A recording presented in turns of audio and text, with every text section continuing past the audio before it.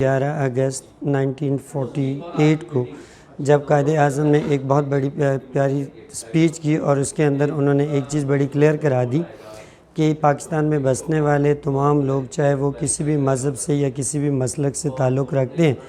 یہاں پاکستان میں ان کے ایکول رائٹس ہوں گے۔ اور اسی ایکول رائٹس کو چلتے چلتے آج ہمیں کوئی 73 ایئرز ہو چکے ہیں۔ میں سمجھتا ہوں کہ جتنی مائنورٹی پاکستان کے اندر سیف ہیں اور جتنی ان کو مذہبی آزادی یہاں پہ حاصل ہے، شاید وہ کسی بھی کنٹری کے اندر اویلیبل نہ ہو۔ اور میں شکر گزار ہوں حکومت پاکستان کا اور افواج پاکستان کا کہ جنہوں نے سکھ قوم کے لیے بہت سارے کام ایسے کیے ہیں، خاص طور پر عمران خان صاحب کا، کہ جنہوں نے نہ صرف کرتارپور صاحب کا ایک بہت ہی پیارا گلدستہ، ایک بہت ہی پیارا گفٹ پوری دنیا کے سکھ کمیونٹی کو دیا،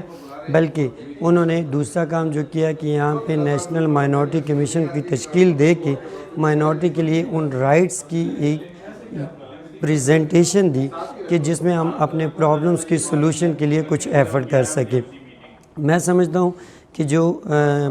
ہر جگہ پہ سکھ کمیونٹی کے لیے جو انہوں نے کوششیں کی ہیں، خاص طور پہ جو پچھلے دنوں میں فاروق آباد کے اندر سچا سودا کے اندر جو ہماری یاتریوں کے ساتھ ٹرین کے ساتھ ایک حادثہ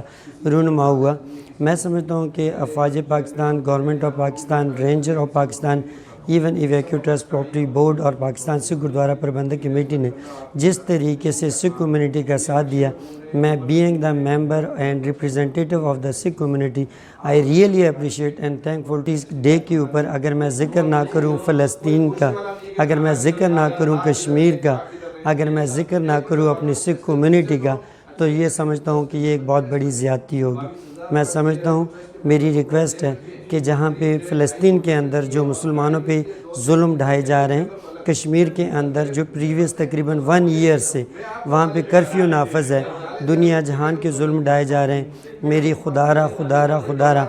UN سے، میری پوری دنیا کی حکومتوں سے یہ ریکویسٹ ہے کہ ان معاملات کو سلوشن کی طرف لے کر جائے، تاکہ ہمارا جو پرابلم ہے کشمیر کا، ہمارا جو پرابلم ہے فلسطین کا، اس کو ایک اچھے طریقے سے سالو کیا جائے اور ہماری کسی بھی جگہ پہ مائنورٹی کے اوپر کوئی ظلم و ستم نہ ہو، اور ہم ان کی رکھوالی کے لیے آواز بلند ہو کے، ایک آواز ہو کے اتحاد کے ساتھ ان کی آواز بلند کریں۔